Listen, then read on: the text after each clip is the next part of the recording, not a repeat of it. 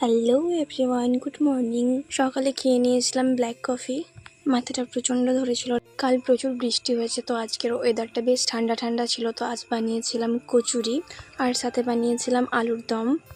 আজ আমার ঘুম থেকে উঠতেও লেট হয়ে গেছিলো, আমার সব কিছু করতে একটু লেট হয়ে গিয়েছিল। সারাদিন একটু বিজি ছিলাম, তো সব কমপ্লিট করে আমি স্নান টান করে আরও কিছু কাজ ছিল সেগুলো করে খাওয়া দাওয়া করে ঘুমিয়ে পড়েছিলাম। বিকেলে প্রতিদিনের মতো ছাদে গিয়েছিলাম, যেহেতু আমার দিদি এসেছে, তো আজ একটু বেরিয়েছিলাম বাজারে সন্ধ্যাবেলা। তোমাকে যেতে হবে নি, যেতে হবে নি, যেতে হবে নি, না যেতে হবে নি, না তোমাকে যেতে হবে নি।